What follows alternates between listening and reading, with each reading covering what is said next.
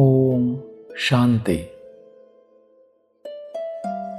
मनुष्य ये मानते और कहते आए हैं कि परमात्मा सर्वव्यापक है, परंतु जैसे गर्म लोहे में अग्नि व्यापक होने पर भी दिखाई नहीं देती, वैसे ही सच्चित आनंद स्वरूप परमात्मा सर्वव्यापक होने के बावजूद भी दिखाई नहीं देते।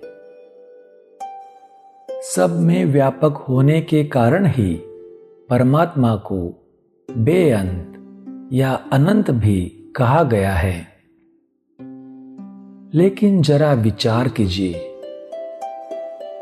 यदि परम पवित्र शांत स्वरूप आनंद स्वरूप परमात्मा सर्वव्यापक है, तो सभी में परमात्मा के पवित्रता, शांति, शक्ति, आनंद आदि सब गुण व्यापक क्यों नहीं हैं?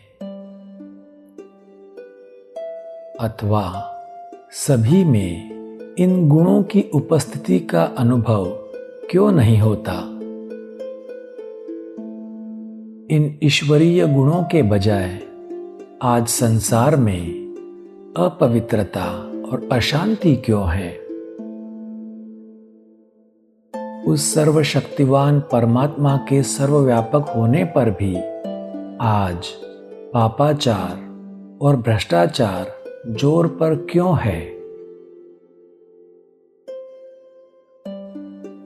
क्या यह कहना विवेक संगत है कि आत्मा और सर्वव्यापक परमात्मा के बीच आवरण होने के कारण परमात्मा के पवित्रता, शांति, आनंद आदि गुण आत्मा को अनुभव नहीं होते? यदि ज्ञान सागर सर्वशक्तिवान तथा दयालु परमात्मा सर्वव्यापक है, तो अज्ञानता का आवरण आया कैसे? जबकि हम देखते हैं कि कमरे में बिजली की रोशनी सर्वव्यापक होने पर वहां अंधेरा नहीं रहता, तो प्रकाश स्वरूप परमात्मा के सर्वव्यापक होने के बावजूद आत्मा में अज्ञानता का अंधेरा कैसे हुआ?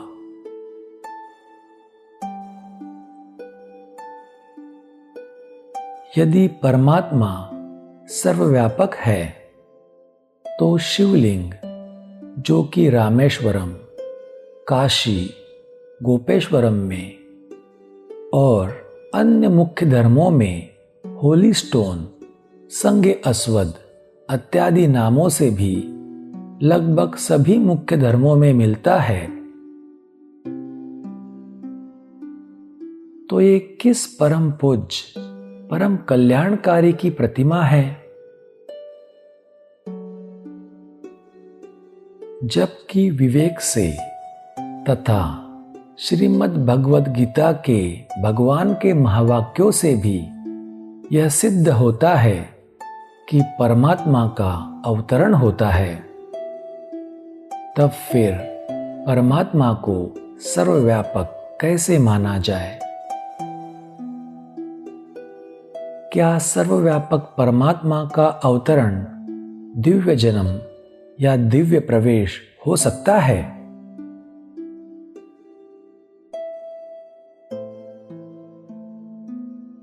जबकि स्थूल शरीरधारी जीव प्राणियों की सृष्टि अलग है और अशरीरी मुक्त आत्माओं का लोक अलग है, तो सदा मुक्त परमात्मा को परलोक व ब्रह्मलोक का वासी क्यों न माना जाए?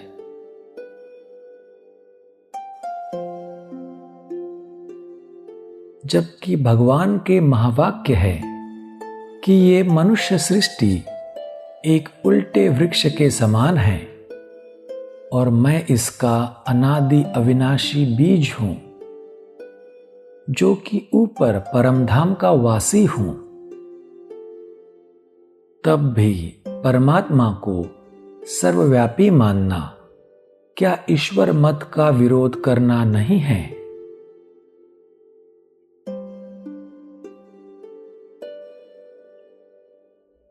जैसे किसी मनुष्य को महात्मा कहने का यह अर्थ नहीं होता कि वह आत्मा अन्य आत्माओं से अधिक लंबी चौड़ी है,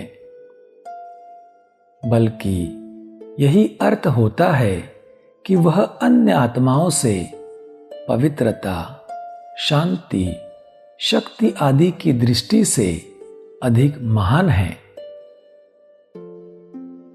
वैसे ही परमात्मा शब्द के बारे में ऐसे क्यों न माना जाए कि इसका अर्थ सबसे लंबी चौड़ी आत्मा या सर्वव्यापक आत्मा नहीं है, बल्कि इसका ये अर्थ है कि वह ज्ञान, शांति, शक्ति तथा ईश्वरीय गुणों आदि की दृष्टि से सर्व महान आत्मा है।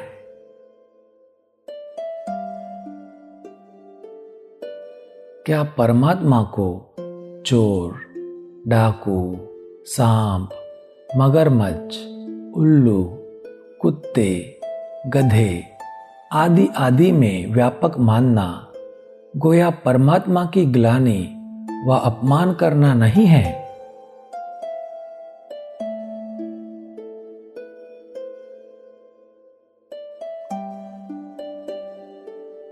अब स्वयं परम पिता परमात्मा शिव बाबा कहते हैं, बच्चों, मैं सर्व में व्यापक नहीं हूं, बल्कि सर्व का परम पिता हूं। मैं अव्यक्त मूर्त अथवा प्रकाश स्वरूप हूं। मेरा दिव्य रूप ज्योति बिंदु है। मेरे उस रूप की बड़ी प्रतिमा भारत में शिवलिंग के नाम से पूजी जाती है। मेरे उसी रूप का एक प्रतीक दीप शिखा भी है। इसलिए मंदिरों में दीपक भी जगाए जाते हैं। मेरे अविनाशी ज्योति बिंदु रूप का दिव्य ज्योति द्वारा साक्षात्कार भी किया जा सकता है। अतः मुझे कण कण में, जल थल में, सब में व्यापक मानना महान भूल करना है, क्योंकि वास्तव में सूर्य और तारागण से भी पार जो ज्योति लोक, ब्रह्मलोक अथवा परलोक है, वही मेरा परम धाम है। मैं परम धाम का निवासी हूं।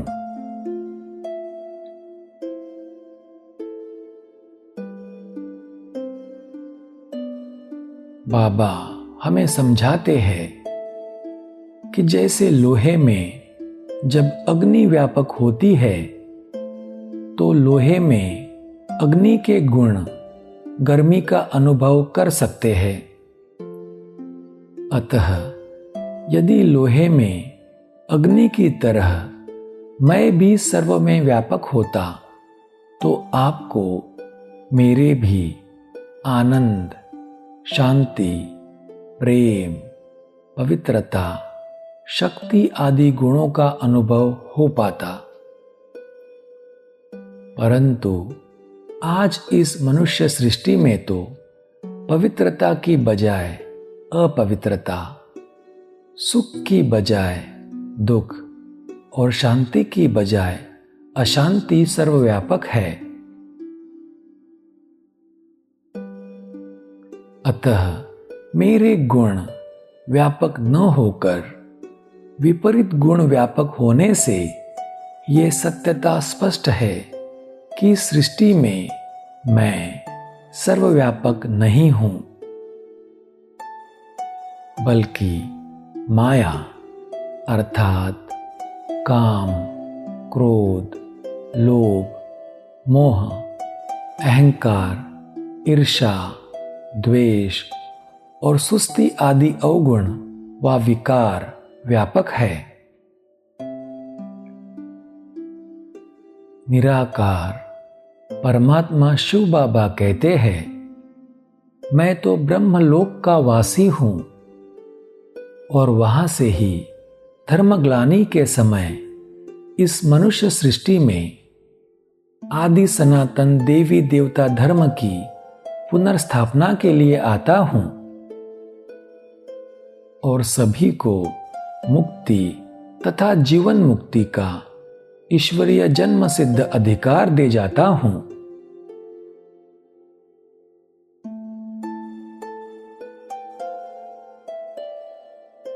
निराकार परमात्मा शिव बाबा कहते हैं, मुझ ज्योति स्वरूप परमात्मा को सर्वव्यापक मानने के परिणाम स्वरूप तो मनुष्य का मन भी सर्व में भटक गया है और मुझ एक ज्योति बिंदु परमात्मा के साथ उनका बुद्धियोग न होने के कारण वे आज संपूर्ण पवित्रता, सुख तथा शांति रूपी ईश्वरीय वर्षे से वंचित हो गए हैं। बच्चों, अपने परमपिता परमात्मा को सर्वव्यापी मानना अर्थात सर्प, मगरमच्छ, कुत्ते, बिल्ले, पत्थर, ठिक्कर और कण-कण आदि में मानना तो गोया उनकी ग्लानि करना और महापाप करना है। वास्तव में इसी भ्रष्ट मान्यता के कारण संसार में भ्रष्टाचार फैला हुआ है। बच्चों, मुझे अपने घर परमधाम में मेरे सत्य स्वरूप ज्योति बिंदु रूप में याद करने से ही मनुष्य आत्माएं पावन बन सकती है।